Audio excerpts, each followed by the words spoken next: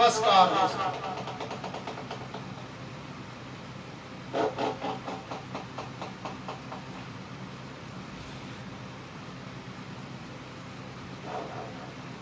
रुआ टूटी है गरीब के तो पर बेकरी कहीं बिजली गिरी कहीं जरबे करी, कहीं बिजली गिरी कहीं जरबे करी। चोरी घूसखोरी बाई मानी के कमाई, चोरी घूसखोरी बाई मानी के कमाई। पानी में दहाई कुछ बैदाल जाई, पानी में दहाई कुछ बैदाल जाई। बीखे नस नस सगर, बीखे नस नस सगर पसरबे करी, कहीं बिजली गिरी कहीं जरबे करी, कहीं बिजली गिरी कहीं जरबे करी। काटेला करे जा लोग पेट में समाई, काटेला करे जा लोग पेट में समाई। मुँह पे बड़ाई पीछे दिल गरियाई, मुख पे बड़ाई पीछे दिल गरियाई। धारी अंगुरी बहिया, धारी अंगुरी बहिया पकड़बे करी, कहीं बिजली गिरी कहीं जरबे करी, कहीं बिजली गिरी कहीं जरबे करी। अरे टोपी वाला खाले मजदूर के कमाई, टोपी वाला खाले मजदूर के कमाई। गईयो न बाची हवा सगरो कसाई, अरे गईयो न बाची हवा सगरो कसाई। साढ़ खेत में समाई, साढ़ खेत में समाई तो चरबे करी, कहीं बिजली गिरी कहीं जरबे करी। रोआ टूटी है गरीब के, रोआ टूटी है गरीब के तो परबे करी, कहीं बिजली गिरी कहीं जरबे करी। पापी पहरुआ बिगाड़े सारी बगिया, पानी फेंके उहे जे लगवले बाया गया। पापी पहरुआ बिगाड़े सारी बगिया, पानी उहे फेंके जे लगवले बाया गया। पोथी मुसरी के मिलता, पोथी मुसरी के मिलता कतरबे करी, कहीं बिजली गिरी कहीं जरबे करी, कहीं बिजली गिरी कहीं जरबे करी। होके दा बिहान ना चली है मन मानी, होके दा बिहान ना चली है मन मानी। रोज लिखाता भारत तोहर पाप के कहानी, होके दा बिहान ना चली है मन मानी। रोज लिखाता भारत तोहर पाप के कहानी। मंजुल पाप के गगरिया एक दिन, मंजुल पाप के गगरिया एक दिन भरबे करी, भरबे करी। कहीं बिजली गिरी कहीं जरबे करी, कहीं बिजली गिरी कहीं जरबे करी। धन्यवाद। नमस्कार साथियों, कैसे हैं आप लोग? आशा करता हूं, भगवान से विनती करता हूं कि आप लोग कुशल और स्वस्थ होंगे। आजकल दिन प्रतिदिन कोरोना पीड़ितों की संख्या जिस प्रकार से बढ़ रही है वो हम सब के लिए चिंता का सबब बनता जा रहा है। सरकार जितना गंभीरता से शुरुआत में इसे ले रही थी, अब वो बिल्कुल ही नजरअंदाज करती दिख रही है, क्योंकि जब काउंटेबल संख्या थी तो लॉकडाउन और सख्ती से नियमों को पालन का दिशा निर्देश रोज शाम को जारी होता था और दिशा निर्देश को लागू करने का पूर्ण प्रयास किया जाता था। अब जब कोरोना पीड़ितों की संख्या बिल्कुल ही बेतहाशा तरीका से बढ़ रहा है, फिर भी कोई ना तो दिशा निर्देश जारी हो रहा है और ना सही दिशा निर्देश को पालन पर ही ध्यान दिया जा रहा है। इससे तो यही लगता है कि सरकार बिल्कुल ही बेबस, लाचार और कोरोना के आगे बेदम हो चुकी है। और इस संकट की घड़ी में मैं खुद को ही संभालना पड़ेगा, हम सबको खुद ही संभालना पड़ेगा। मतलब बिल्कुल साफ है, अपना हाथ जगरनाथ। मतलब सरकार के भरोसे नहीं, हमें अब अपने बचाव के लिए, अपना जीवन बचाव के लिए, अपने परिवार को बचाने के लिए, अपने समाज को बचाने के लिए, अपने राज्य को बचाने के लिए, अपने देश को बचाने के लिए खुद ही अपनी जिम्मेवारी लेना पड़ेगा और कोरोना से सुरक्षित रहने का जिम्मेवारी खुद ही उठाना पड़ेगा। दोस्तों, सरकार बेदम हो चुकी है, इसका कतई मतलब नहीं है कि मैं केंद्र सरकार को कोस रहा हूं या दोषी बता रहा हूं, और ना तो बीजेपी को दोषी और कांग्रेस को क्लीन चिट दे रहा हूं। दोस्तों, मैं बिल्कुल ही गैर राजनीतिक सामाजिक सेवा करने वाला व्यक्ति हूं। मुझे ना तो कांग्रेस और ना तो बीजेपी को लाभ या हानि पहुंचाने का कोई मकसद है। मैं अपनी बात निष्पक्ष रूप से रख रहा हूं, जिससे हमारे देश की जनता कोरोना महामारी से सुरक्षित रहे, दूर रहे और पीड़ित न हो। जिसमें सरकार का जो रोल है वो होना चाहिए था, वो नहीं है। इसलिए अब हम अपने जनता को, अपने देशवासी को आग्रह कर रहे हैं, यदि उस आग्रह करने के क्रम में किसी भी पार्टी, चाहे वो बीजेपी हो, कांग्रेस हो, आम आदमी पार्टी हो, राजद हो, रालोसपा हो, जनता दल यूनाइटेड हो, या बिहार या भारत में जितनी भी राजनीतिक पार्टियां, शिवसेना या एनसीपी या कोई भी हो, यदि उनको लाभ पहुंचती है या उनको हानि पहुंचती है तो मुझसे उससे कोई लेना देना नहीं है। मैं वही बात करूंगा जो हमारे देश के नागरिकों को सही दिशा दिखाए और अपना बचाव अपना हाथ में रखे, ताकि कोरोना महामारी के समय में खुद को सुरक्षित महसूस कर सके। मेरा मकसद सिर्फ और सिर्फ एक बार और कहना चाहता हूं कि अपने देशवासियों के प्रति कोरोना के संबंध में जागरूकता फैलाना है, ताकि हमारा घर, हमारा परिवार, हमारा गांव, हमारा देश के प्रत्येक नागरिक कोरोना से सुरक्षित में कोई भूल चूक न करे और सरकार के भरोसे में न रहे, वो अपना भरोसा खुद करे, अपना बचाव खुद कर सके।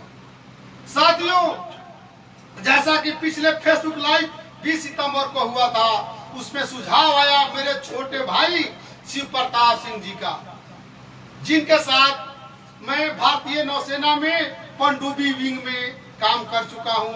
अभी शिव प्रताप सिंह वेटरन बन चुके हैं और सामाजिक मुद्दा को फेसबुक पर और धरातल पर भी उठाते रहते हैं। इसलिए मैं शिव प्रताप सिंह भाई का एक बार पुनः नमस्कार करता हूं और सदैव मैं उनसे आग्रह करूंगा कि वो सामाजिक मुद्दा को फेसबुक के माध्यम से या धरातल पर जहां भी रहे इस मुद्दा को उठाते रहें।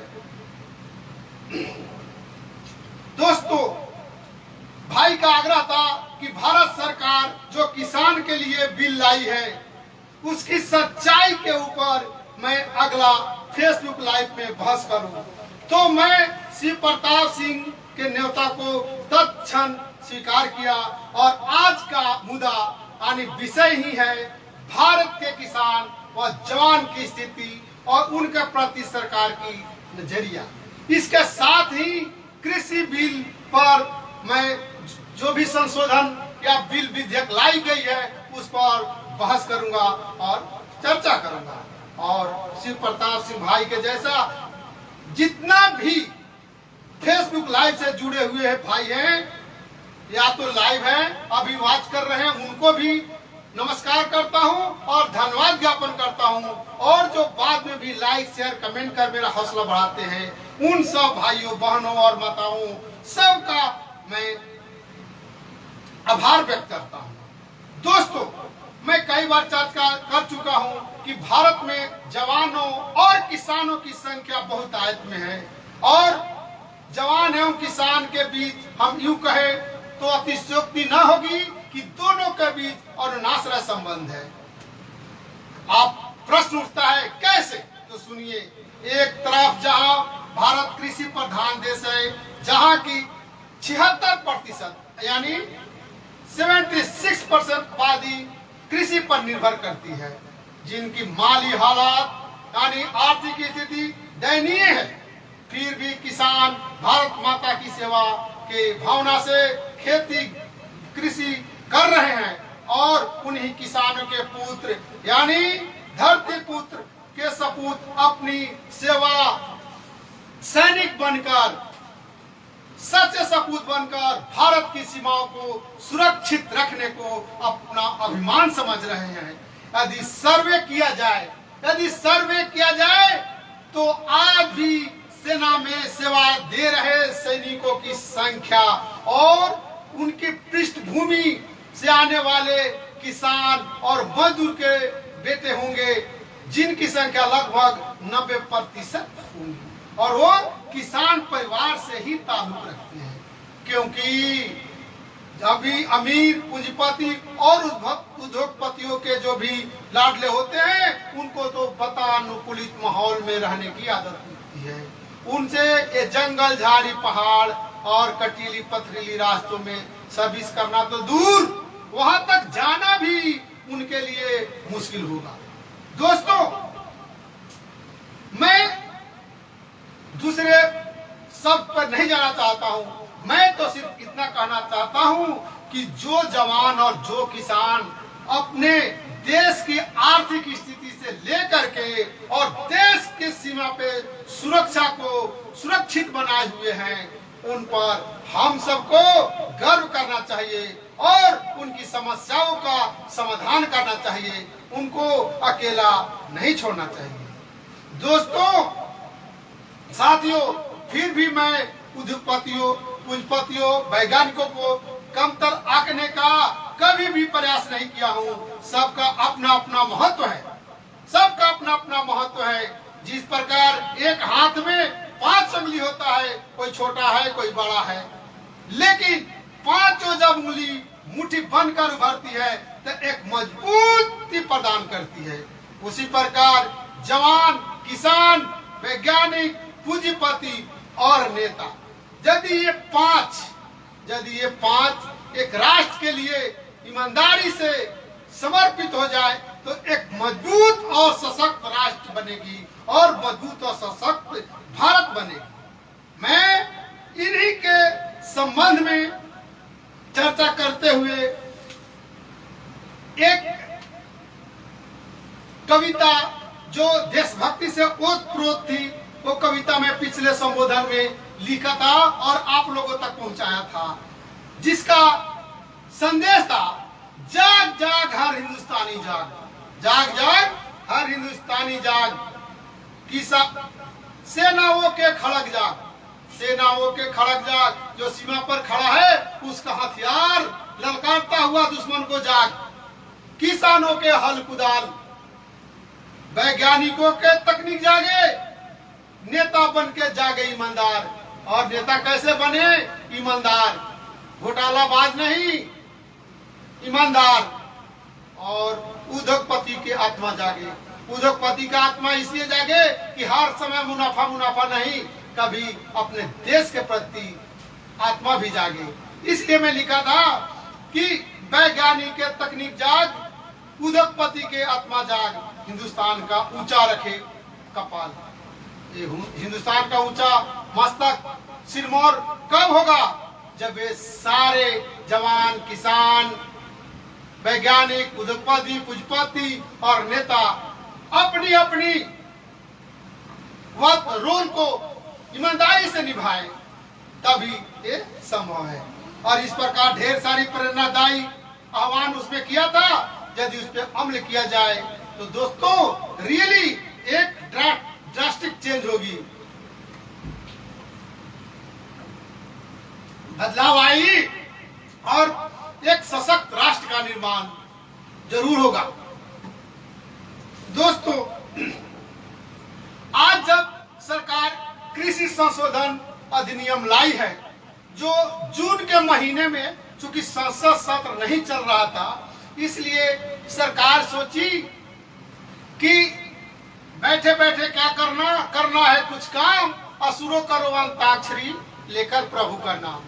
मतलब जब इस संसद सत्र नहीं चल रहा है कोरोना महामारी का, तो इसको अवसर में बदला जाए और किसानों को जो 1956 में मूल रूप से जो संविधान बनी थी अधिनियम, जिसमें किसानों को महाजन, एक प्रथा होती थी महाजन, जिससे छोटे छोटे किसान महाजन लोगों से कर्जा लेकर के खेती करते थे, लेकिन वो अपना रेट दर इतना ज्यादा ब्याज वसूलते थे कि जब किसान की खेती, जब फसल तैयार हो जाती थी, तब तक उसका ब्याज सूद इतना ज्यादा हो जाता था कि पूरा फसल, खड़ी फसल ही वो महाजन काट के ले जाते थे, मुनाफाखोर ले जाते थे और किसान को कुछ बचता नहीं था। तो आजादी के बाद सरकार ध्यान दी और किसानों के हित में 1956 में कृषि से बचाव के लिए, उत्पाद के लिए बिल लाई 1956 में। चूंकि ये बिल बहुत पुराना हो चुका था, इसलिए जून के महीने में सरकार अध्यादेश लाई, जो अब शायद कानून का रूप लेने के लिए अंतिम पड़ाव में है, क्योंकि राज्यसभा में बिल पास हो चुकी है। मेरा तो मानना है कि आजादी के बाद से, हाँ दोस्तों, आजादी के बाद से आज तक चाहे किसी की सरकार रही हो, जवाहरलाल नेहरू जी, इंदिरा गांधी जी, प्रधानमंत्री नरसिंह राव जी, बीपी सिंह जी, मोरारजी देसाई, चंद्रशेखर या चौधरी चरण सिंह, इंद्र कुमार गुजराल, खुद वाजपेयी जी, या वर्तमान के प्रधानमंत्री मोदी जी, हमेशा ही किसानों के प्रति किसी भी सरकार या किसी भी प्रधानमंत्री का उदासीन रवैया रहा। केवल दो मौका आए जब लगा कि भारत की किस्मत बदलने वाली है। हालांकि उसके पहले हर सरकारें, हर प्रधानमंत्री किसानों के प्रति अपना रवैया उदासीनता ही रखी। कोई भी किसान को और जवान को सशक्त करने की कोशिश ही नहीं की। केवल और केवल 100% शुद्ध राजनीति, रोटी सेकने के काम, किसानों के मुद्दे रूपी गर्म तवे पर काम किया। जो दो मौका आया, वो दो मौका कौन सा था? वो दो मौका था जब स्वर्गीय प्रधानमंत्री श्री लाल बहादुर शास्त्री जी ने उन्होंने नारा दिया था जय जवान जय किसान, बल्कि उसको मूल रूप देने का उसको विस्तार देने का, उसको लागू करने का पूरे देश में वो संरचना स्थापित कर दिए थे। लेकिन या तो हम कहेंगे कि भारत के इतिहास का एक नया दिन बदलने वाला था, नया युग स्थापित होने वाला था। हम उस युग से पीछे हट गए और वो अवसर हमने खो दिया, क्योंकि बड़ी ही संदेहास्पद स्थिति में हमारे स्वर्गीय प्रधानमंत्री श्री लाल बहादुर शास्त्री की मृत्यु की खबर मिली और भारत के किसानों और जवानों का रहनुमा बनकर हमारे बीच जो आने वाले थे, रहने वाले थे, उनका भलाई करने वाले थे, वो सदा के लिए दुनिया से विदा हो गए। दूसरा मौका तब आया जब भारत के तत्कालीन प्रधानमंत्री श्री नरेंद्र मोदी जी 2019 ऐन चुनाव के वक्त, चुनाव से पहले बड़ी ही किसान प्रिय, किसान हितैषी निर्णय लिया और वह निर्णय था किसान सम्मान निधि योजना के तहत हर किसान के खाते में 2000 रुपया 4 महीने में कमाने का मतलब हर किसान के खाते में किसान सम्मान निधि योजना के तहत 6-6 हजार रुपया एक साल में जाएगा। दोस्तों, ये बहुत भी ऐतिहासिक फैसला था, क्योंकि आजादी के बाद से आज तक कोई भी सरकारें ऐसी कदम नहीं उठाई थी जिससे जनता को, मतलब मजदूर किसान को डायरेक्ट 6000 रुपया खाते में जाए, जो अपने फसल की कटाई बुआई के समय में उनको सहायता मिले। इसलिए मैं खुद बहुत ही प्रशंसा किया था इस बिल का और इस बिल का विरोध किया था विपक्ष पार्टी ये बोलकर कि ये चुनावी लॉलीपॉप है। मैं विपक्ष से कहना चाहता हूँ, पूछना चाहता हूँ कि ठीक है, बीजेपी तो आज सत्ता में आई 40 साल, 45 साल, 50 साल बाद। महानुभावों, आपकी सरकार 40 साल, 50 साल में चुनावी लॉलीपॉप नहीं तो जनता के हित की लॉलीपॉप कब दी, क्यों नहीं दी, ताकि आपकी सरकार को लात मार के जनता हटा दी। और आज यदि कोई सरकार किसान के ऊपर चाहे वो चुनावी फायदा लेने के लिए हो, क्यों नहीं किए, आप क्यों नहीं किए, आप क्या फायदा पहुंचाए। इसलिए आपका हक ही नहीं बनता है ऐसी योजना को चुनावी लॉलीपॉप बोलने का और किसी भी योजना का शिकायत करने का। और इस योजना का लाभ तो मिला, लेकिन लाभ सरकार को, मतलब बीजेपी पार्टी को 100% मिला और किसान को 2% मिला। इसकी चर्चा मैं बाद में करूंगा, लेकिन मैं यही कहना चाहता था कि ऐसी लोकप्रिय और किसान हितैषी जो घोषणा थी किसान सम्मान निधि योजना, उसके अगेंस्ट में विपक्ष घड़ियाली आंसू बहाती रही और हर सरकार में जो विपक्ष रहती है, चाहे वो पक्ष का कितना भी अच्छा कानून हो, विपक्ष का काम है जब सत्ता में रहेगा तो अच्छा बोलना और विपक्ष में है तो बुरा बोलना। लेकिन अच्छा और बुरा इसका फैसला किसान को खुद करने दीजिए, इसका फैसला समाज सेवी को करने दीजिए। ना तो आप पक्ष में है तो पीठ थपथपाइए और न विपक्ष में है तो ज्यादा जोर शोर चिल्लाइए, क्योंकि आप जब पक्ष में थे, जब आपकी सरकार थी, तब आप कहाँ रहते हैं, उस समय कहाँ खो जाते हैं, सत्ता के सुख में कहाँ भूल जाते हैं। उस समय किसान का हित सोचना चाहिए। साथियों, दुर्भाग्य की बात है, दुर्भाग्य की बात है कि जिस देश की 70 से 80% जनता आबादी कृषि पर निर्भर करती है, संसद में, वर्तमान संसद में 38%, मतलब 38% जो सांसद है वो किसान है। हरियाणा, पंजाब, बिहार, दिल्ली और इस तरह राजस्थान, यूपी, इस तरह हर जो राज्य के यदि हम सांसद को मिलाएंगे और उनका पृष्ठभूमि देखेंगे तो 208 के संख्या में सांसद किसान है, जो हर राजनीतिक पार्टियों का मुखौटा बनकर संसद में मौन धारण कर किए हुए हैं और किसानों के दम पर जीत कर आने वाले किसानों को हित के लिए ना तो कोई बात करते हैं और ना तो आवाज उठाते हैं। साथियों, दूसरा दुर्भाग्य यह है कि देश के 70 से 80% आबादी कृषि पर निर्भर करता है और कृषि करने वाला है। वहां पे 1% नौजवान भी किसान नहीं बनना चाहता है। 1% किसान नहीं बनना चाहता है। क्यों नहीं बनना चाहता है? मेरा प्रश्न आप सब से है और इस सरकार से है। सरकार का मतलब केंद्र में भी और राज्य में भी। जो केंद्र में बैठी है बीजेपी की सरकार, उनसे भी है और जो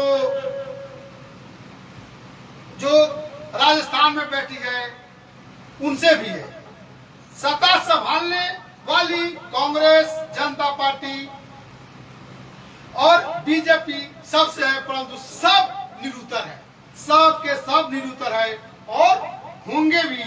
तो सुनिए, इसका केवल और केवल एक ही कारण है, वो है आजादी के बाद किसानों की आय में वृद्धि केवल 73 वर्ष में 21 गुना हुआ है। मतलब जिस उत्पाद का मूल्य 1947 में 1 रुपया था, आज उसका कीमत 73 साल में मात्र 21 रुपया हुआ है। जबकि आजादी के बाद जो सरकारी नौकरी में थे उनका यदि 1 रुपया वेतन मिलता था तो आज 180 रुपया, मतलब 180 गुना वृद्धि हुआ। आप तो छोड़िए, मैं अपना ही उदाहरण देना चाहता हूं। जब मैं 1996 में भारतीय नौसेना में शामिल हुआ तो मेरा पहली तनख्वाह 1900 रुपया था और जब 2011 में सेवा समाप्ति के वक्त लगभग 38,000 था, लगभग 20 गुना, जो कि मात्र 15 वर्ष में 20 गुना हुआ। आप इसी से अंदाजा लगा सकते हैं कि सरकारी नौकरी व किसानों यानी खेती में आय और उनकी वृद्धि में कोई तुलना ही नहीं की जा सकती। इसलिए खुद किसान का बेटा भी किसान नहीं बनना चाहता है। एक तरफ तो दिन रात कठिन परिश्रम और परिणाम स्वरूप आय में वृद्धि नहीं, नगण्य, और यही कारण है कि आत्महत्या के मामले में किसानों की संख्या हर वर्ष अब तो लाखों तक पहुंचने के दुराहे पर खड़ी है। हर राज्य में किसानों की आत्महत्या की खबर हर वर्ष मिल रही है। जो खुदकुशी करता है वो ना ही तो बुज़दिल होता है और ना ही कमजोर होता है, बल्कि सरकार के अनदेखी के कारण जो बैंकों द्वारा, एजेंटों द्वारा धमकाया, जबरन वसूली, बेइज्जती, घर परिवार को बेइज्जत करता है और जब वो किसान बेइज्जती नहीं झेल पाता है तब वो आत्महत्या के रास्ता को अपनाता है, बहुत ही मजबूरी में अपनाता है। हालांकि मैं कभी भी किसानों की आत्महत्या को कभी भी जायज नहीं ठहराता हूं और मैं आग्रह करता हूं, मैं रिक्वेस्ट करता हूं सभी किसान भाइयों से जिनके ऊपर भी कर्ज है या ऐसे खेती कर रहे हैं, उनको से आह्वान करता हूं कि कभी भी आप हिम्मत मत हारिए और भारत माता की सेवा जैसा कर रहे हैं करते रहिए। एक न दिन आपके समस्या का समाधान जरूर होगा। कोई न कोई सरकार जरूर घुटना टेकेगी, हम किसानों की समस्याओं को सुनेगी और हमारी समस्या समाधान होगी। तब तक निस्वार्थ भाव से खेती करते रहिए, कृषि करते रहिए और भारत माता के सेवा में लगे रहिए और आत्महत्या के तरफ कभी भी आप मत जाइए, क्योंकि जब आत्महत्या करते हैं तो आपके परिवार के ऊपर एक काला धावा लग जाता है और अपने परिवार को कठिन समस्या में असहाय छोड़कर जाने जैसा काम करके जाते हैं। इसलिए कभी भी आप अपने परिवार को असहाय मत छोड़िए और हमेशा अपना धीरज धैर्य रखिए और सरकार को हम झुकने पर एक दिन जरूर मजबूर करेंगे, हमारी समस्याओं पर समाधान के लिए काम करने पर जरूर मजबूर करेंगे। तो कभी भी आप आत्महत्या की तरफ अपना ध्यान आकर्षित मत कीजिए। आप भारत माता की सेवा कृषि करके, खेती करके करते रहिए।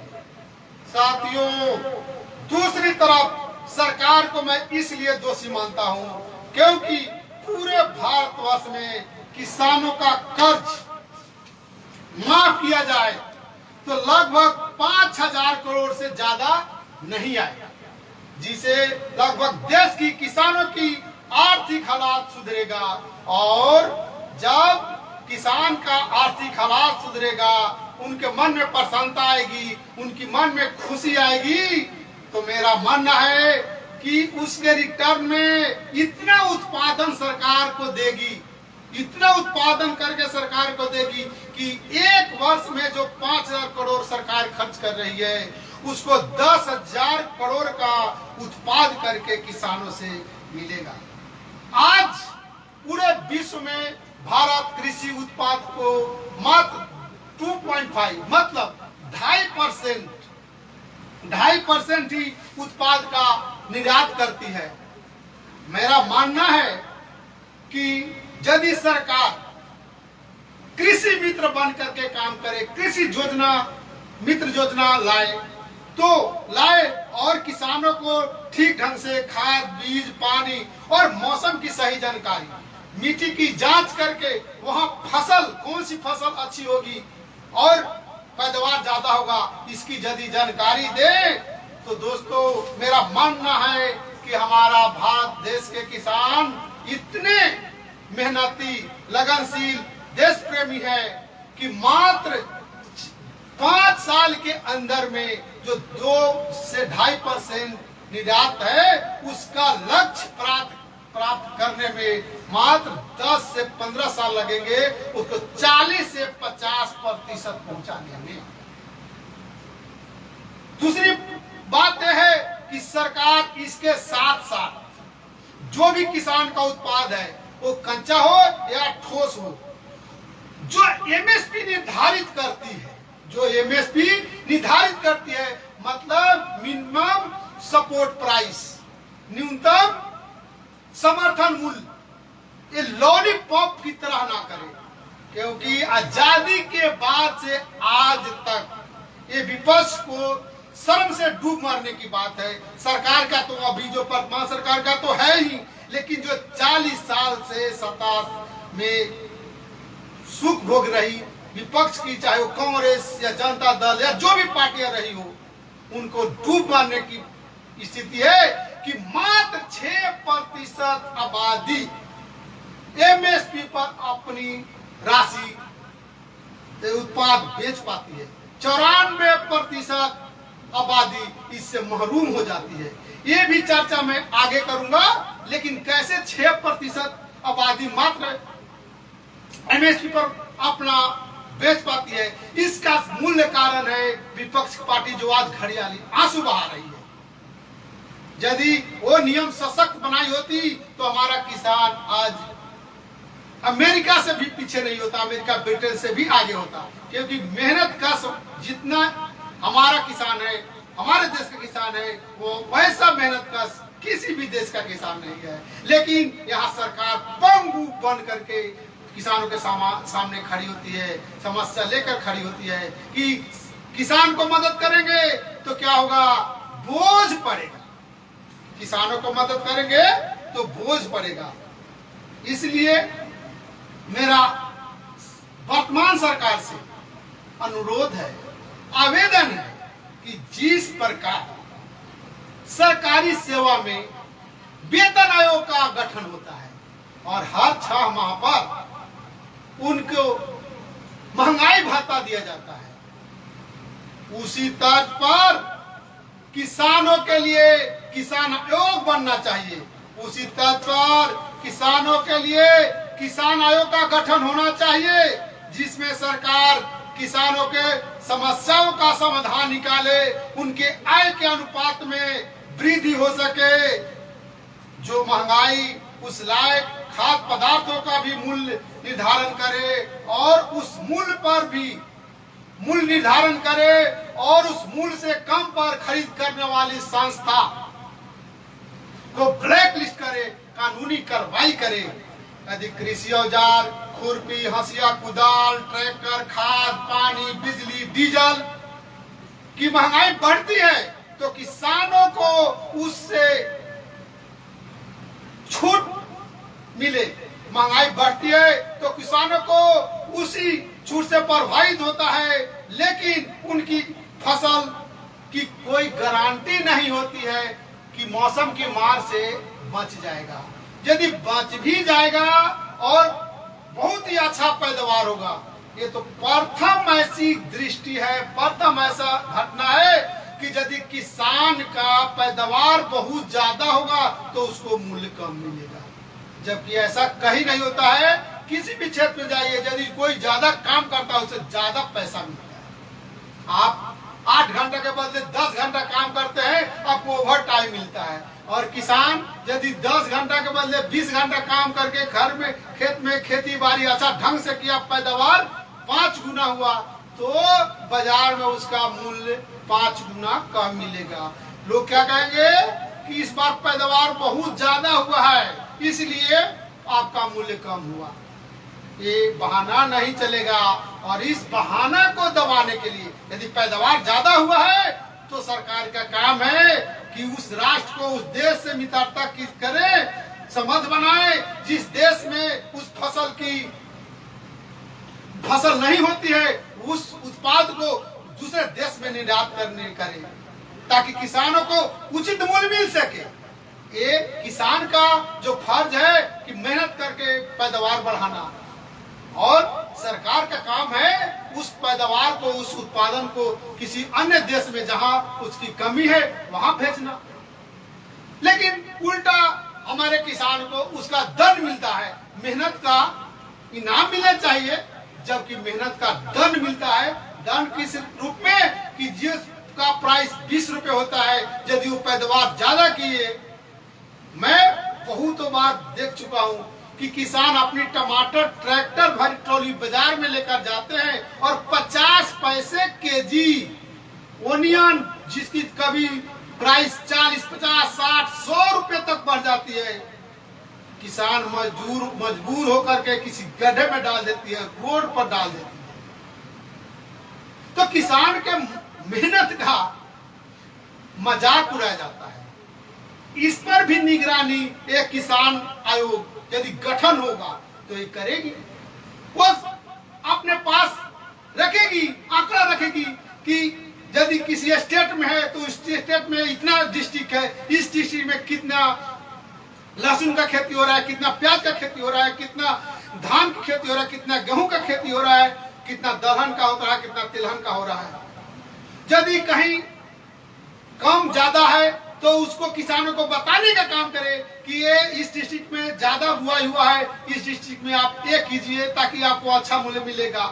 ये गाइडलाइन यदि किसान आयोग गठित होगा, और ये किसान आयोग का संरचना नीचे से लेकर ऊपर तक, मतलब प्रखंड, डिस्ट्रिक्ट, स्टेट और देश लेवल पर हो, जो कि किसानों की समस्या को सुने, किसानों को सही दिशा निर्देश, सही गाइडलाइन दे, उनके उचित मूल्य मिले, तो हमारा देश विश्व का सिरमौर बनकर उभरने में ज्यादा दिन नहीं लगेगा।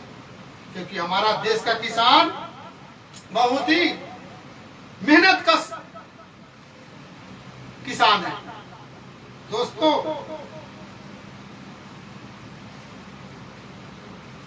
एक चर्चा तो बहुत पीछे छूट गया। वो क्या था? किसान सम्मान निधि की जब घोषणा हुई उसमें सरकार की मंशा साफ नहीं थी। जो मैं बात किया था ना कि 2000 रुपया किसान सम्मान निधि योजना, अभी आप पूछेंगे कि थोड़ी देर पहले तो आप इतनी बड़ी महिमा गठित किए थे सरकार की। दोस्तों एकदम सही मैं बोला था कि 6,000 रुपए यदि किसी किसान को डायरेक्ट खाते में मिलता है तो ऐसी योजना तो 40 साल में पहली बार आई है। तो उस सरकार को धन्यवाद के पात्र मानना बहुत ही बड़ी बात है, बहुत ही अच्छी बात है। यदि जो सही काम करता है तो सही बताना हम सब समाज सेवी का कर्तव्य बनता है, फर्ज बनता है। और विपक्ष जो सही योजना को भी गलत बताता है वो उसको लताड़ने का ही मौका है। लेकिन जब उस योजना में सरकार का खोट निकलता है तो उस सरकार की बखिया उधेड़ने का भी काम हम समाज सेवी को करना है। जो आगे चल करके मिला, क्या खोट मिला?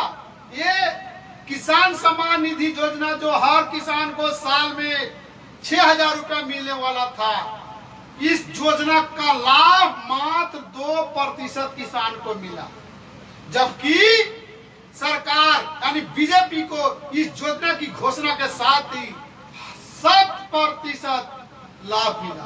कैसे? भारी संख्या में किसानों का समर्थन मिला और 2019 के चुनाव में, आम चुनाव में भारी संख्या से जीत कर। अब मैं बताऊंगा विशेष रूप से कि कैसे केवल 2% को मिला इसका लाभ। आप सब भाई बंधु से आग्रह है, चाहे वो बीजेपी के सदस्य रहे हो या कोई हो, ईमानदारी से अपने दिल पे हाथ रख करके अपने गांव का सर्वे कर लीजिए। यदि कोई शिक्षित गांव है तो वहां संख्या ज्यादा हो सकती है, 10 से 15 या 20% से ऊपर तो होगा ही नहीं जो इस योजना का लाभ लिया हो किसान सम्मान निधि का। लेकिन यदि कुल भारतवर्ष की जनसंख्या में इसका ये कीजिए, सर्वे कीजिए, तो मात्र 2% किसान को इस किसान सम्मान निधि योजना का लाभ है। आप इसे भी चर्च नहीं कर सकते हैं क्योंकि जो योजना मिनिमम सपोर्ट प्राइस, समर्थन मूल्य जो एमएसपी है, 73 साल में जब इसका लाभ केवल 6% किसान ले सकते हैं, तो ये जो किसान सम्मान निधि का 2019 में घोषणा और आज तक 2% है, तब पर भी बीजेपी को इसका मतलब कहेंगे कि कम से कम 73 साल में 6% पर देने वाला और 5 साल में 2% तो ज्यादा ही है। ये तो उसी पार्टी की बात हुई कि एक आदमी को जिताएंगे तो 10 लाठी मारेगा, एक आदमी को जिताएंगे तो 2 लाठी मारेगा। तो आदमी है कि दूसरा विकल्प नहीं है तो 2 लाठी वाला को ही वोट करेगा, जिताएगा। वो ऐसे ही है कि जब विपक्ष इतना नालायक, कमीना, नालायक मतलब कमजोर था, तो जो बीजेपी थी उसके तरफ झुकाव हुआ। अब बताना चाहता हूं कि 2% कैसे। दोस्तों, जब भी हमारे घर में कोई फंक्शन होता है और घर का मुखिया बाजार में जाते हैं कपड़ा खरीदने, तो क्या करते हैं? जो परिवार का सदस्य अपना डिमांड रखा होता है, मुझे ये खरीदना है, उनके लिए भी, और जो नहीं बोलता है उनके लिए भी कपड़ा खरीदा जाता है। क्यों? क्योंकि परिवार का जो मुखिया होता है उसके सबके बारे में मालूम होता है, कौन मेरा बेटा है, कौन बेटी है, कौन भतीजा है, कौन क्या है, कौन माँ है, कौन बाप है, कौन क्या है, सारे के आंकड़ा उनके पास रहता है। उसके अनुसार वो अपना काम करते हैं और सबके लिए वो खरीदारी करते हैं। मैं उसी तर्क पर वर्तमान प्रधानमंत्री और मंत्रिमंडल के नियत में खोट का उजागर करना चाहता हूं कि जब आपको किसान सम्मान निधि योजना का सही लाभ देना था तो क्या आपके पास उन किसानों का आंकड़ा नहीं था? आपको पंजीकरण की जरूरत क्यों पड़ी? आप पंजीकरण के चक्कर में क्या दिखाना चाहते थे कि जिस किसान को जरूरत है उन्हीं को हम पैसा देंगे, जिसको किसान को जरूरत नहीं है उसको पैसा नहीं देंगे? क्या आपको किसानों का आय के बारे में मालूम नहीं है कि आपके किसान 7% कमजोर और बेबस है? आपका आंकड़ा है सामने, उनका आधार कार्ड है, आधार कार्ड के माध्यम से, जनधन खाता योजना के माध्यम से जो किसान अपना मालगुजारी भत्ता भरता है, आपके उसके माध्यम से आपके पास उसका खेत का ब्यौरा है, रजिस्ट्रेशन का ब्यौरा है, जन धन खाता का योजना से उसका खाता मालूम है।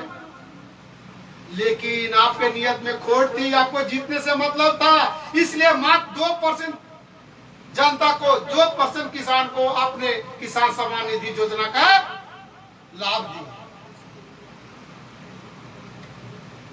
लेकिन फिर भी ये योजना काफी गेम चेंजर साबित सरकार के लिए तो हो गई, लेकिन किसान के लिए भी होगी, क्योंकि सरकार जब घोषणा कर दी है तो इसे पीछे हटने का सवाल ही नहीं है। और हम किसानों से आग्रह करेंगे कि इस योजना का आप लाभ उठाइए।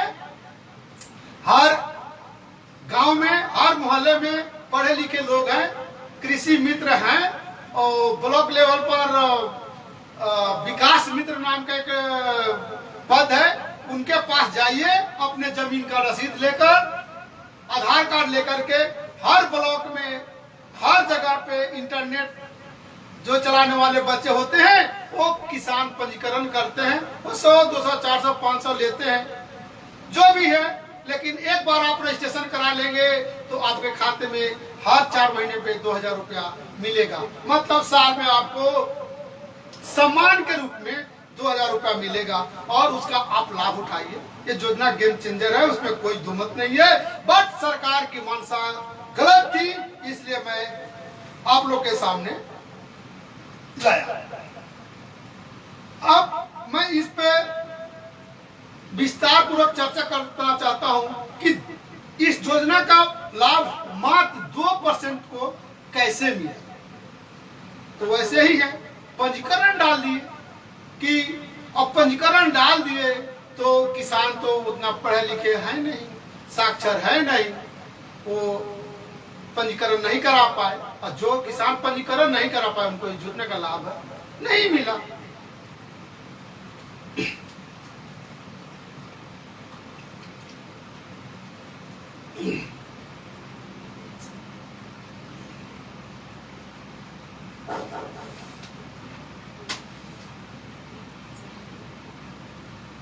दोस्तों,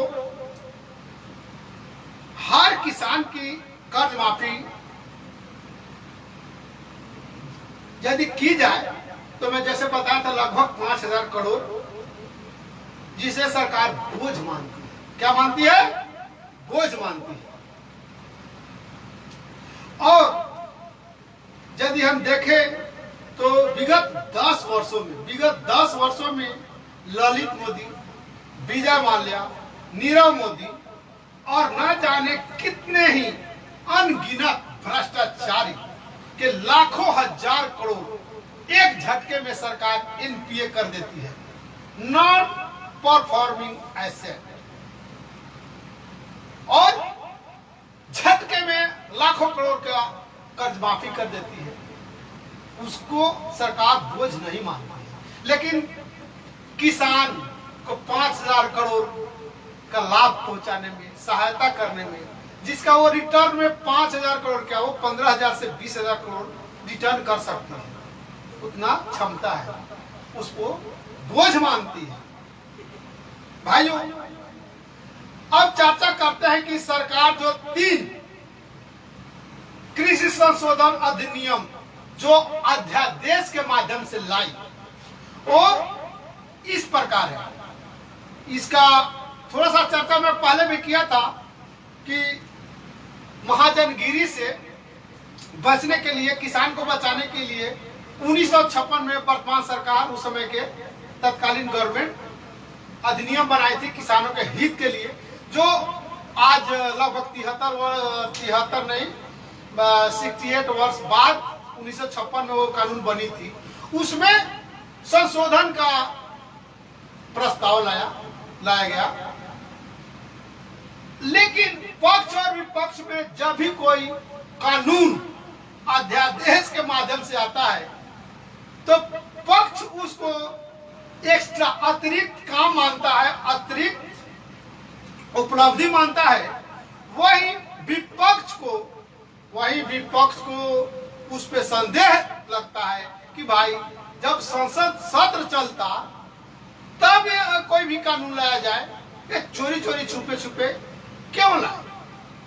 जबकि सरकार मानती है कि यदि कोरोना काल में संसद सत्र नहीं चल रहा है तब पर भी सबको वेतन मिलती है, हर सांसद को, तो काम ही होना चाहिए। इसीलिए अध्यादेश के जरिए जून महीने में कृषि संशोधन अधिनियम 2020 लाया गया, जो इस प्रकार है। आवश्यक वस्तु उत्पाद का भंडारण, जिसको मतलब महामारी और युद्ध के समय में को छोड़ करके भंडारण किया जा सकता है। दूसरा था अग्रिम मूल्य आश्वासन या कॉन्ट्रैक्ट फार्मिंग, इसकी चर्चा मैं आगे कर रहा हूं एक एक करके। तीसरा था कृषि उत्पादन, व्यापार वाणिज्य संबंधन व सुरक्षा अधिनियम। ये जो 3 संशोधन अध्यादेश के जरिए जून में लाई गई, जो अभी लोकसभा और राज्यसभा से तो पास हो चुकी है, अभी लोकसभा में पास होगी और हो गई होगी शायद, और इसका कानून का मूर्त रूप लेने ही वाला है। लेकिन मैं बताना चाह रहा हूं कि क्या है। आइए दोस्तों अब चर्चा करते हैं। जो आवश्यक वस्तु की श्रेणी में आने वाले खाद्य पदार्थ है, पहले उसका भंडारण नहीं किया जा सकता था, कभी भी भंडारण नहीं किया जा सकता था। इसीलिए हर बार अधिकारी लोग, जो भी व्यापारी किसी भी आवश्यक वस्तु का भंडारण करती थी, गोदाम पे छापा मारते थे और पकड़े जाने पर उनको सजा का प्रावधान था। लेकिन अब सरकार उसको अवैध से वैध कर दी है। मतलब कोई भी व्यापारी, कोई भी संगठन, कोई भी व्यक्ति अब ये खाद्य पदार्थ, चावल, गेहूं, धान, गेहूं, मक्का, आलू, प्याज इत्यादि का भंडारण वो कर सकता है। अब ना तो कोई अधिकारी, ना तो कोई भी उसको छापा मार सकता है, ना उसको रोक सकता है, क्योंकि अब भंडारण को उचित वैध साबित घोषित कर दिया। और केवल 2 समय में भंडारण नहीं कर सकता है, जो अभी का काल है कोरोना काल, जो पेंडेमिक चल रहा है महामारी का, और बाढ़ समय, सूखा के समय, और वो भी कब, जब सरकार, केंद्र सरकार घोषित करे कि सूखा काल और ये जो महामारी या युद्ध का स्थिति हो, इस समय को छोड़ करके हर आदमी इसका भंडारण कर सकता है। सरकार का तर्क है कि अब किसान अपना सामान का यदि उचित मूल्य नहीं मिलता है तो क्या करेगा, उसको अपना घर में भंडारण करेगा, सुरक्षित रखेगा, और जब प्राइस इसका ज्यादा होगा तो वो बेच सकेगा। भाई सरकार का मंशा का यहाँ पर भी खोट है।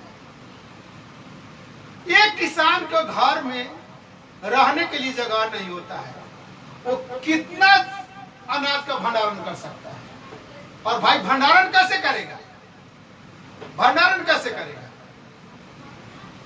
किसान के ऊपर तो कर्ज रहता है, जिस दिन से वो खेती शुरू करता है, बुआई शुरू करता है, उसी दिन से मन में पा लेता है कि ये फसल होगी तो उसका कर देना है, ये फसल होगी तो बीज वाले को देना है, ये फसल होगी तो खाद वाले को देना है जिसे उधार लिया है, ये फसल होगी तो पानी का पटवन देना है, ये होगी तो ट्रैक्टर से जिसका जुताई किया है उसको देना है, और बचा कुचा है तो बेटा बेटी को यदि किसी स्कूल में पढ़ा रहा है छोटे मोटे, या ट्यूशन लगा रहा है तो उसको पैसा देना है। किसान के पास कहाँ उतना समृद्धि है, कहाँ उतना जगह है कि वो भंडारण करेगा, वो प्राइस ऊपर आने का इंतजार करेगा? सवाल ही नहीं है। ये तो भंडारण के वही करेंगे जो बड़े बड़े वेयर हाउस बनाकर बैठे हुए हैं, और अप्रत्यक्ष रूप से वो भंडारण करके वो प्राइस कंट्रोल करेंगे, किसानों से सस्ते दाम में लेंगे और सामान को रो करके बड़ा प्राइस मूल्य बढ़ा करके वो बेचेंगे। तो मेरा भी मानना है कि इस भंडारण को वैध करके सरकार किसान के हित में कोई अच्छा कदम नहीं उठाएगा।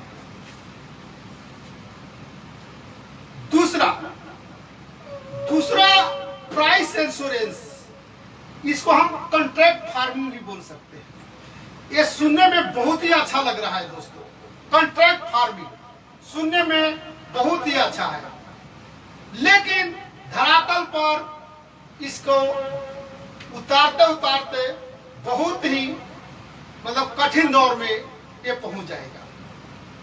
शंका सरकार का कहना है अलग है और विपक्ष का तर्क अलग है, लेकिन मैं पक्ष और विपक्ष दोनों को बात को जायज ठहराऊंगा। बस एक बात मान ली जाए, जो कॉन्ट्रैक्ट फार्मिंग को सरकार बढ़ावा दे रही है बहुत ही सुंदर, बहुत ही अच्छा सोच के साथ है, और विपक्ष का विरोध भी बहुत ही अच्छा सोच है। जहां सरकार जो पक्ष में है वो किसानों का भला चाहती है, वो चाहती है कि किसान का प्राइस, जो उत्पाद का प्राइस बुआई के समय में मतलब शुरुआत में ही हो जाए। जैसे गेहूं, यदि बुआई के समय में भी कोई आके बोले कि अभी का प्राइस क्या है भाई, तो अभी गेहूं 22 रुपए मिल रहा है, ठीक है, आप गेहूं को बुआई कीजिए। जब 2 महीना बाद या 1.5 महीना बाद आपका गेहूं तैयार होगा, उपज होगा, तो मैं उसको वादा करता हूं, लिख के देता हूं कि 22 रुपए पे ही खरीदूंगा, या 23 रुपए पे खरीदूंगा, या 24 रुपए पे खरीदूंगा, या 18 रुपए पे खरीदूंगा, या 20 रुपए पे खरीदूंगा। इसकी गारंटी हो जाए तो क्या बात है, किसान अपना पूरा कैलकुलेशन लगा लेगा और मेहनत से खेती करेगा। सरकार का बहुत ही सुंदर, बहुत ही अच्छा सुझाव है, बहुत ही अच्छा है। दूसरे तरफ विपक्ष को मैं अच्छा मान रहा हूं क्योंकि इसका विरोध कर रहा है। कैसे? क्योंकि सरकार इसमें क्या कर रही है कि सरकार उस कंपनी, कौन सी कंपनी, जो डायरेक्ट बिस्किट बनाने वाली कंपनी है, जो चिप्स बनाने वाला कंपनी है, या इस तरह के जो भी उत्पाद वो बना रही है जिसका ताल्लुक आलू, प्याज, गेहूं, धान, मक्का, जौ इससे है, तो उस कंपनी और किसान के बीच में डायरेक्ट संबंध बनाना चाहती है, ताकि बीच के जितने भी बिचौलिए हैं सब जो किसान को ब्लैकमेल करते हैं वो ना कर पाए। सरकार का बहुत ही अच्छा सुझाव है, ताकि जो कंपनी माल खरीदती है इन बिचौलियों से और 10 रुपए का 20 रुपया 22 रुपए का गेहूं वो 30 या 40 रुपया खरीदती है, यदि वो डायरेक्ट किसान से खरीदेगी तो 30 रुपए में खरीदेगी। ये वहां कंपनी को भी लाभ है और यहाँ किसान को भी लाभ है। लेकिन एक बिचौलिया अभी भी बाकी है, जो सबसे बड़ा देश का दुश्मन है, और सरकार उसी के माध्यम से कॉन्ट्रैक्ट कराती है। कैसे? कंपनी और किसान के बीच में उस मंडी का अधिकारी को नियुक्त किया गया। यहीं पे शंका जाहिर होती है, यहीं विपक्ष अपना बात रखती है कि यहीं पे सरकार की मंशा गलत है, कि अब तक जो बिचौलियों का पैसा जाता था, अब वो पैसा और वो ब्लैकमेलिंग उन अधिकारी के माध्यम से होगी। वैसे ही होगी, कैसे हो बता रहा हूं। जब हमारा किसान, एक तो किसान के पास सुविधा नहीं होती है अनाज ले जाकर के मंडी में बेचने की, क्योंकि हर किसान के पास ट्रैक्टर ट्रॉली नहीं है। इसे पंजाब, हरियाणा, राजस्थान छोड़कर वहां भी 100% के पास तो सुविधा नहीं है। और यदि है भी तो एक किसान जैसे अपना अनाज लेकर के गोदाम में जाती है, मंडी में जाती है, बोलता है कि आज बोली लगने वाले लोग नहीं आए हैं, आज कांटा खराब है, आपका अनाज अच्छा नहीं है, क्वालिटी बिस्किट बनाने लायक नहीं है, आलू चिप्स बनाने लायक नहीं है, और ऐसे बहाने बना बना करके किसानों को 2 दिन 4 दिन 5 दिन इंतजार करना पड़ता है, जिससे एक तो उनका अनाज लाया हुआ है जिस ट्रैक्टर ट्रॉली ट्रक पर उसका भाड़ा बढ़ते जाता है, और दूसरे तरफ उनके रहने खाने पीने का खर्चा बढ़ते जाता है। और इस प्रकार एमएसपी पर यदि बिक भी जाए, एमएसपी पर यदि उनका सामान बिक भी जाए तो उनको ये सारे जो खर्च हो गए भाड़ा लाने जाने में और वहां खर्च में, वो सब काट छट करके जो 22 रुपए यदि गेहूं बिकेगा जो एमएसपी पे, वो 16, 17, 15, 12 रुपए तक बढ़ेगा। हालांकि सब कुछ बेच नहीं पाते, जैसे सरकार का ही आंकड़ा है मात्र 6%। तो इससे शंका जाहिर होती है कि जिस बिचौलिए को हटाने का काम इस बिल के माध्यम से लाया गया था, उस बिचौलिए को फिर से ला दिया गया है कॉन्ट्रैक्ट अधिकारी नियुक्त करके। यदि मैं विपक्ष का मांग भी खारिज करता हूं कि बिल वापस करो, बिल वापस करो, क्यों भाई बिल को वापस करो? बिल तो बहुत ही सही है, बस आप बोलिए कि सुधार कीजिए। क्या सुधार करना है कि जो भी कंपनियां किसान के साथ अनुबंध करती है, कॉन्ट्रैक्ट करती है, उसकी लागू करने का जिम्मेवारी सरकार की हो, सरकार की हो। यदि वो कंपनी कल आज अनुबंध कर लिया कि आपका राशन मैं 20 रुपए किलो खरीदूंगा, तो जब उपज फसल तैयार हो गया और वो नहीं खरीदे तो किसान कहां जाएगा कोर्ट कचहरी का चक्कर लगाने? यही शंका उत्पन्न होती है। तो सरकार यहाँ बिचौलियों को लात मार करके खुद खड़ा होना चाहिए कि यदि कोई भी कंपनी फसल तैयार होने के 10 दिन के अंदर उस फसल को नहीं लेने आती है, उस मूल्य पर नहीं लेती है, तो वो खरीदारी सरकार करेगी, उसका प्राइस सरकार देगी, सरकार अपना मुलाजिम भेजेगा उस किसान के पास गांव में, उसका वजन करेगा, उसको तौल करके रख देगा, उसका पैसा सरकार देगी और सरकार जुर्माने के तौर पर उस कंपनी से वसूली करेगी। तब ये बिल एकदम कारगर होगा और गेम चेंजर साबित होगा।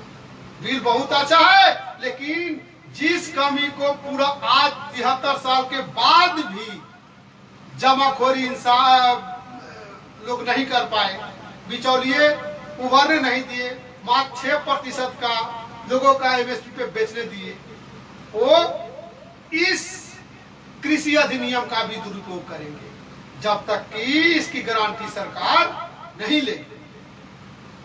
इसलिए इसकी गारंटी गारंटर सरकार को लेनी पड़ेगी। सरकार बहुत बड़ी संस्था है, कंपनियां बहुत उनके सामने बहुत छोटी संस्था है, लेकिन किसान के सामने एक एक कंपनी पहाड़ के माफिक है। एक किसान रोड़ा के माफिक है और एक कंपनी पहाड़ के माफिक है, दोनों के में कोई टक्कर ही नहीं है। और जहां तक हित की बात होगी, जो अभी वर्तमान में सरकार नियम बनाई है कि कंपनी और किसान के बीच का कड़ी वो मंडी के अधिकारी होंगे जो कॉन्ट्रैक्ट कराएंगे।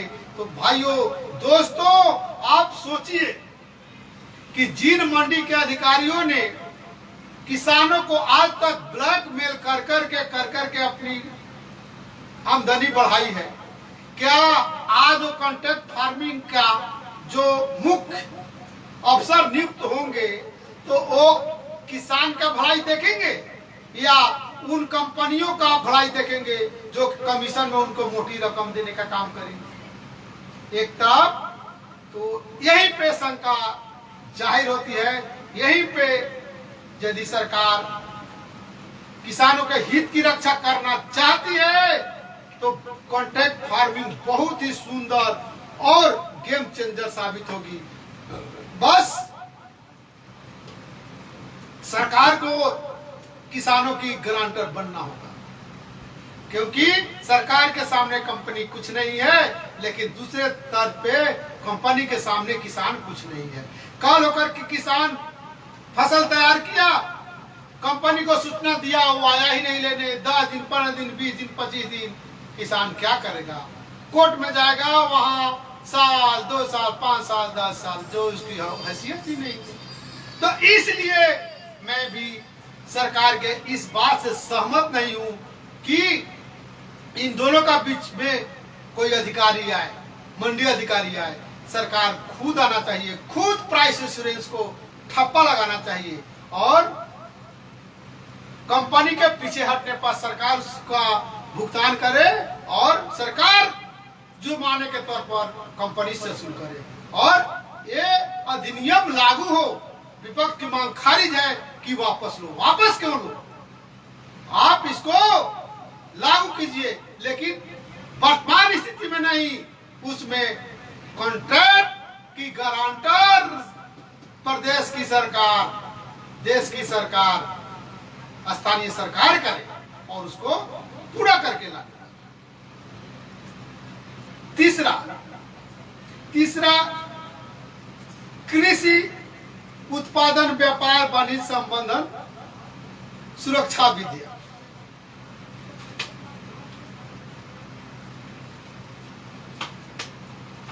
तो पहले ही सरकार, पहले जो भी नियम था कि अनाज मंडी में ही बिकेगा, जो तीसरा नियम है कि सरकार पहले नियम बनाई थी कि कोई भी अपना अनाज एक से दूसरे स्टेट में नहीं ले जाके बेच सकता है, अभी वो बेच सकता है। मतलब ऑनलाइन की भी सुविधा है कि यदि गेहूं की खेती बिहार में हो रही है, वहां 12 रुपए 20 रुपए या 25 रुपए है, और महाराष्ट्र या तमिलनाडु या केरल में यदि 40 रुपए है, तो वहां के किसान ऑनलाइन भी केरल को या गोवा को या अन्य राज्य को बेच सकता है। यहां सुन करके हंसी आएगी कि आपका किसान का आंकड़ा को खुद मालूम है कि इतनी स्थिति दयनीय है कि किसान आत्महत्या को मजबूर है। क्या वो किसान को फैसिलिटी है कि एक ट्रक भरेगा बिहार से और केरल में ले जाकर बेचेगा? आज यदि केरल में यदि ले जाएगा तो वहां भी तो उसको बिचौलिए चाहिए, वहां कौन उसको खरीदेगा? तो फिर वहां बिचौलिए के भी चक्कर में पड़ेगा। और एक तरफ खुद आंकड़ा आपके पास है कि मात्र 6% जनता, किसान अपनी राशि बेच पाती थी एमएसपी पर, और बाकी जितना था वो खुदरा मार्केट में बेचते थे। वो तो पहले भी स्वतंत्र है और आज भी स्वतंत्र है। तो आपका ये नियम बनाने का कोई मतलब ही नहीं है, कोई मकसद ही नहीं, कोई मतलब और कोई मकसद नहीं। क्योंकि पहले भी वो बेच रही थी 94% किसान, और आज भी बेच रही है। हाँ, ऑनलाइन किया, किसके लिए किया? वो बड़े बड़े व्यापारी के लिए किया, किसान के लिए क्या किया? किसान के लिए ये तीसरा नियम भी कोई फायदेमंद नहीं है जब तक कि इसमें संशोधन ना हो। और संशोधन कैसा? वही संशोधन। आप बताइए कि सरकार का गोडाउन है केरल में, यदि बिहार से कोई किसान केरल में लेके जाता है तो उसको यहाँ पे सपोर्ट मूल्य यदि 20 रुपए है या तो 30 रुपए है तो हम 40 रुपए देंगे, यहाँ 12 रुपए है तो वहाँ 30 रुपए देंगे। आपको जस्ट बिहार से अपना ट्रांसपोर्ट का व्यवस्था कीजिए और केरल में ले जाकर के वहाँ गोडाउन में डाल दीजिए और आ जाइए, हम आपको देंगे। वो व्यवस्था किसका होना चाहिए? सरकार का होना चाहिए। ये किसान इतना समृद्ध है नहीं, तो ये तो मतलब क्या वही साधारण शब्द है कि भाई मनसा में खोट है, इसका कोई मकसद नहीं है। फिर भी सरकार यदि बिचौलिया के रूप में हटाना चाहता है तो गारंटर सरकार खुद बने, जिससे जिससे किसानों को लाभ मिले। इस प्रकार मैं सरकार के जितने भी एक कृषि बिल लाया गया है उस पर अपना तथ्य रखा और इसका मैं तैयारी उसी दिन से कर दिया था जब शिव प्रताप सिंह जी मुझसे आग्रह किए थे कि आप कृषि बिल पे बोलिए।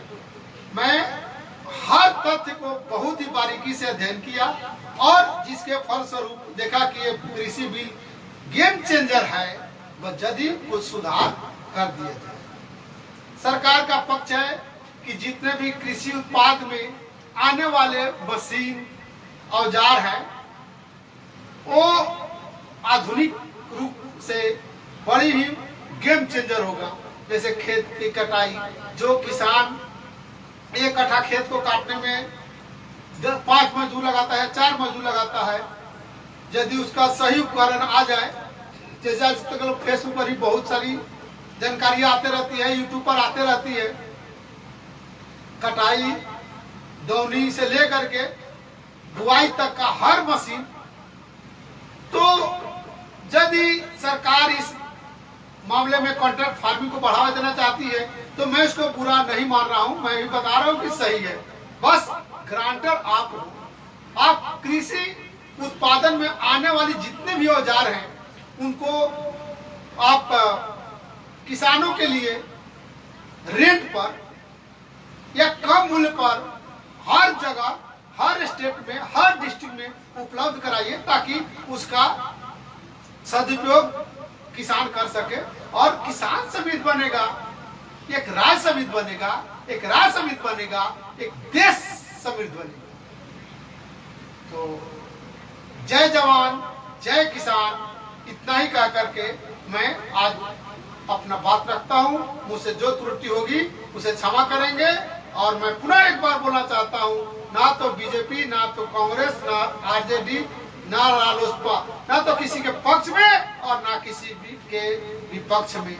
मैं अपना मत केवल किसानों के हित में रखा हूं और फिर भी यदि कहीं त्रुटि होगा उसे क्षमा करेंगे और सरकार को इन जो बिल में जो संशोधन करना है, जो ग्रांटर बनना है, वो सरकार को बनाने पर आप लोग भी अपना सुझाव ट्विटर, सोशल मीडिया के ट्विटर हैंडल से या फेसबुक माध्यम से या सरकार का जो पेज होता है वहां पे या लेटर देके पोस्ट कार्ड करके आप भेजिए। इसका असर सरकार पे पड़ेगा।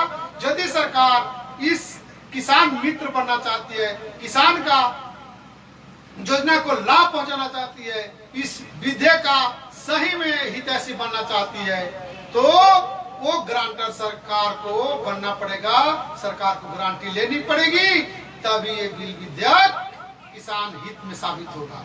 जय हिंद, जय दोस्त।